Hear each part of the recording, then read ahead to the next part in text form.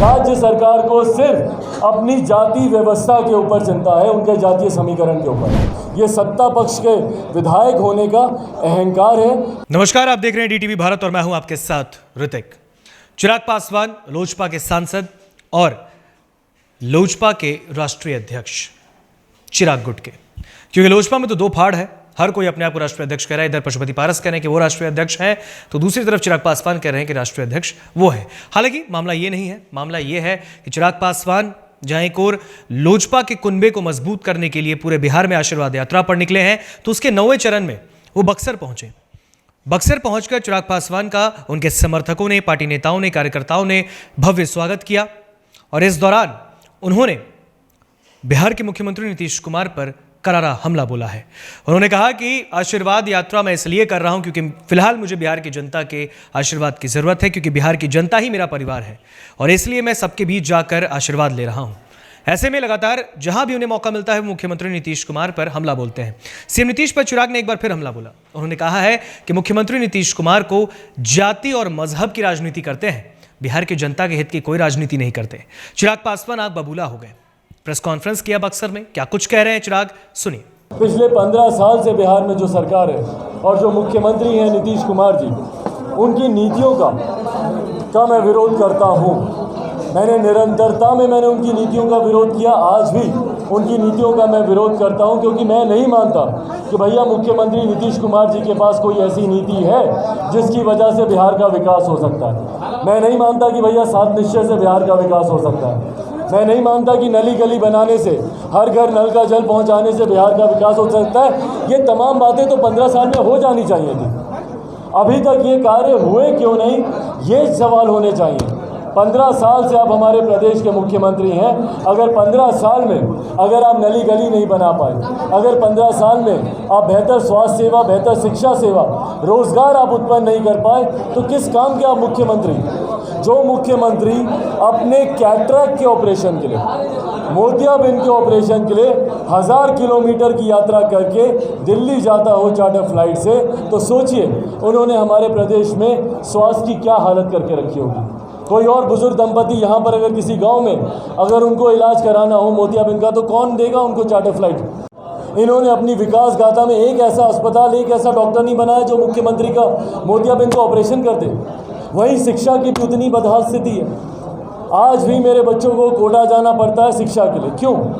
और कोटा के हालात जानिए, आप सब जानकार लोग हैं, आप सब जानते हैं कोटा में पढ़ने वाला बिहारी, पढ़ाने वाला बिहारी, अधिकांश शैक्षिक संस्थानों के मालिक वहाँ पे बिहारी, पर व्यवस्था राजस्थानी। क्यों ये व्यवस्था भैया हम लोग पटना में नहीं दे सकते, बिहार में नहीं दे सकते, आरा बक्सर में नहीं दे सकते?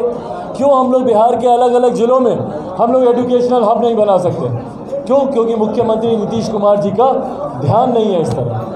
मुख्यमंत्री नीतीश कुमार जब 2005 में पहली बार जब मुख्यमंत्री बनकर आए थे, तो उस वक्त इन्होंने कहा था कि मेरा सपना है कि बिहार से बाहर जितने लोग गए हैं पलायन कर कर, उनको मैं वापस अपने प्रदेश में लेके आऊँ। क्या किया आपने 15 सालों में कि बिहारी वापस आए? और ये मेरे आंकड़े नहीं है, सरकारी आंकड़े हैं कि वापस आना तो दूर की बात है, पलायन में और ज़्यादा वृद्धि हुई है। शिक्षा के लिए हो, रोजगार के लिए हो, मैंने आज तक कभी नहीं सुना कि कोई बम्बई का लड़का बिहार आता हो शिक्षा के लिए, या दिल्ली का लड़का बिहार आता हो रोजगार के लिए। सिर्फ बिहारियों को ही दूसरे प्रदेश जाना पड़ता है शिक्षा के लिए, रोजगार के लिए। इसके लिए जिम्मेदार कौन है? जवाबदेही तय करने की जरूरत है यहाँ पर। जो मुख्यमंत्री बिहार विधानसभा चुनाव में खुलेआम ये कहता हो कि भैया बिहार में रोजगार नहीं लग सकता, क्यों? क्योंकि बिहार वाटर लॉक्ड है। तो भैया गुजरात से लेके, राजस्थान से लेके, मध्य प्रदेश से लेके, महाराष्ट्र से लेके कितने ऐसे राज्य हैं जो वाटर लॉक्ड हैं, और उन्हीं राज्यों में बिहारी जाते हैं काम करने। अगर वहाँ जाकर काम कर सकते हैं तो हमारे प्रदेश में आप रोजगार के अवसर क्यों नहीं दे सकते? और जब आप एक तरफ कहते हैं, विरोधाभास देखिए इन लोगों में, एक तरफ बोलते हैं कि भैया रोजगार नहीं उत्पन्न हो सकता, दूसरी तरफ चुनावी जुमला कि हम 19 लाख रोजगार देंगे। पिछले 8 महीने में बताइए ना कितने लाख दे दिया आपने? लाख छोड़ दीजिए, कुछ हज़ार ही दिया हो तो वो भी बता दीजिए। पर यहाँ रोजगार देना, नए रोजगार देना तो अलग बात है। जो बैकलॉग है ये उसको भी फुलफिल नहीं कर पाते हैं। कितनी ऐसी सरकारी वैकेंसीज हैं, लगभग 4.5, सवा 4, 4.5 लाख के करीब ऐसी सरकारी वैकेंसीज हैं जिसको सरकार पूरा नहीं करती, उसको भर्ती नहीं है, और अभ्यर्थियों के ऊपर लाठियां चलाई जाती है। बीएड के शिक्षक जाते हैं, उनके ऊपर लाठियां चलाई जाती हैं। छात्र, बिहार अनोखा ऐसा प्रदेश है जहां पे 3 साल का कोर्स 4-4, 5वां साल तक उसका रिजल्ट नहीं आता। कौन जिम्मेदार है इसका?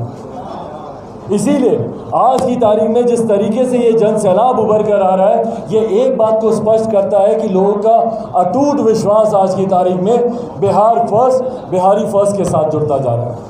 मेरे नेता, मेरे आदर्श, मेरे पिताजी स्वर्गीय रामविलास पासवान जी का अंतिम सपना जो संकल्प के तौर पर मुझे देकर गए थे, मुझे खुशी है कि आज बिहार फर्स्ट, बिहारी फर्स्ट घर घर पर पहुंच रहा है। विजन डॉक्यूमेंट पढ़ेंगे, शायद ही बिहार की कोई ऐसी समस्या होगी जिसका हम लोगों ने उसमें जिक्र नहीं किया, जिसका समाधान हम लोगों ने नहीं दिया। रोजगार की बात है, मैं आपको समाधान देता हूं भैया। रोजगार के अवसर यहाँ पर उत्पन्न करने सबसे पहले निवेशकों को बुलाइए।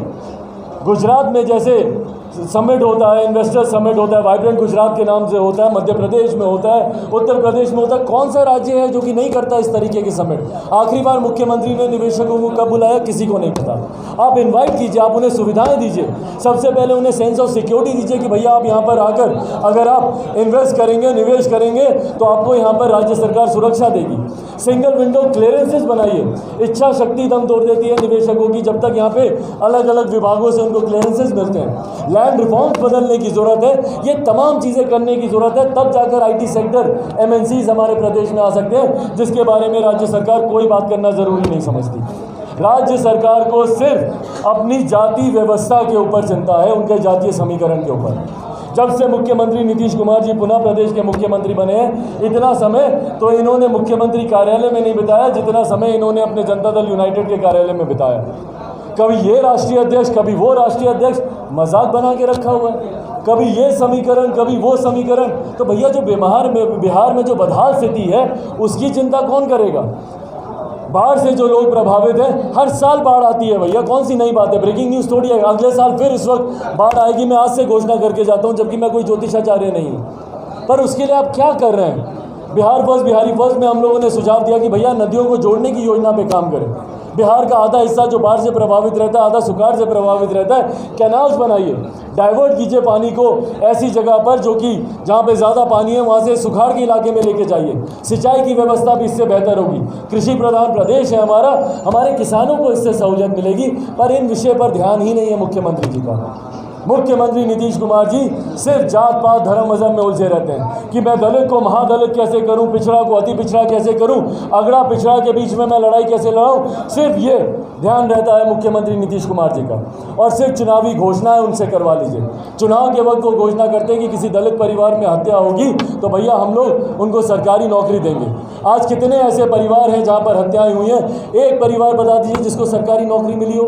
अभी आते वक्त यहाँ नेहरू नगर में दलित परिवार के लोग थे, गरीब परिवार के लोग थे, उनका घर तोड़ दिया गया।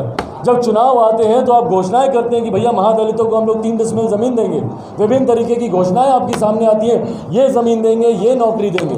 पर उसके बाद जब आप मुख्यमंत्री बन जाते हैं तो इस तरीके से उनके घर तोड़े जाते हैं। बुजुर्ग महिलाएं हैं वहाँ पर, बुजुर्ग हैं, महिलाएं हैं, छोटे छोटे बच्चे हैं। भाई जब तक आप कोई वैकल्पिक व्यवस्था नहीं करते, कैसे आप उनका घर तोड़ सकते हैं?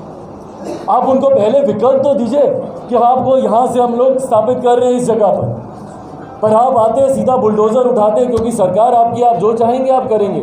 तो जो मुख्यमंत्री अपने प्रदेश के लोगों का नहीं है, जो मुख्यमंत्री अपने प्रदेश के गरीबों के हक की बात नहीं करता, उनको उनका हक अधिकार नहीं देता, वो मुख्यमंत्री। और यही कारण था कि पिछले चुनाव में तीसरे नंबर की पार्टी बन के रह गए थे मुख्यमंत्री नीतीश कुमार जी।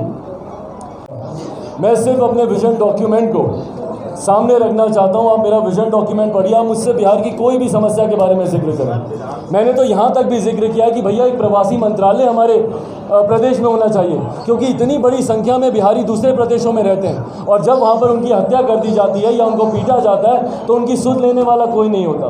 तो मैंने तमाम इन विषयों का जिक्र अपने बिहार फर्स्ट, बिहारी फर्स्ट में वही विकल्प के तौर पर सामने होगा। ये अशोभनीय है इस बात की। देखिए, सार्वजनिक स्थान की सार्वजनिक जगह की मर्यादा का पालन हर किसी को करना चाहिए। आप अपने घर में जैसे रहना चाहें भैया, आप स्वतंत्र हैं, आप रहिए, पर जब आप किसी सार्वजनिक स्थान पर हैं, जहाँ पर महिलाएं हैं, जहाँ पर बुजुर्ग हैं, बच्चे हैं, वहाँ पर अगर आप सार्वजनिक स्थान की मर्यादा का आप ध्यान नहीं रखेंगे तो कहीं ना कहीं आपका अहंकार दर्शाता है।